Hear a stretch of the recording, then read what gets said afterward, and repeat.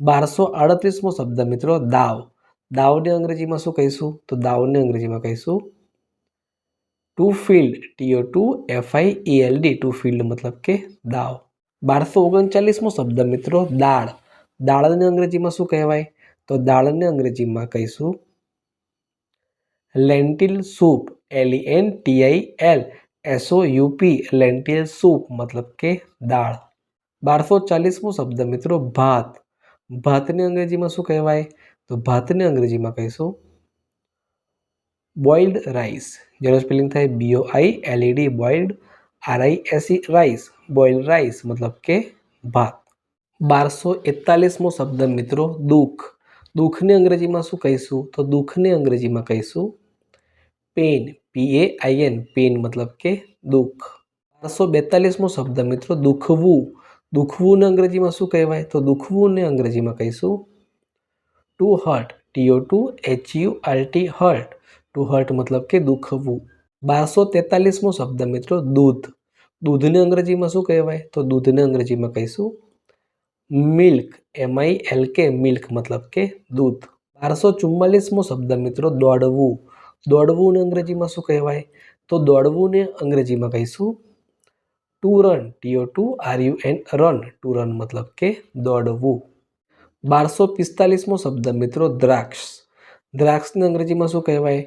તો દ્રાક્ષને અંગ્રેજીમાં કહીશું ગ્રેપ્સ, GRAPS, ગ્રેપ્સ મતલબ કે દ્રાક્ષ. 1246મો શબ્દ ધગસ. ધગસને અંગ્રેજીમાં શું કહેવાય? તો ધગસને અંગ્રેજીમાં કહીશું કમિટમેન્ટ, COMMITMENT, કમિટમેન્ટ મતલબ કે ધગસ. 1247મો શબ્દ મિત્રો ધડકવું. ધડકવુંને અંગ્રેજીમાં શું કહેવાય? તો ધડકવુંને અંગ્રેજીમાં કહીશું two bit, TO2BEAT, two bit મતલબ કે ધડકવું. 1248મો શબ્દ મિત્રો ધાણી. ધાણીને અંગ્રેજીમાં શું કહેવાય? તો ધાણીને અંગ્રેજીમાં કહીશું પોપકોર્ન, POPCORN, પોપકોર્ન મતલબ કે ધાણી. 1249મો શબ્દ મિત્રો ધ્યાન. ધ્યાનને અંગ્રેજીમાં શું કહેવાય? તો ધ્યાનને અંગ્રેજીમાં કહીશું મેડિટેશન, MEDITATION, મેડિટેશન મતલબ કે ધ્યાન. 1250મો શબ્દ મિત્રો ધ્રુજવું. ધ્રુજવુંને અંગ્રેજીમાં કઈ રીતે કહેવાય? તો ધ્રુજવુંને અંગ્રેજીમાં કહીશું ટુ શિવર, TO2SHIVER, ટુ શિવર મતલબ કે ધ્રુજવું. 1251મો શબ્દ મિત્રો નખ. નખને અંગ્રેજીમાં શું કહેવાય? તો નખને અંગ્રેજીમાં કહીશું નેલ, NAIL, નેલ મતલબ કે નખ. 1252મો શબ્દ મિત્રો નફો.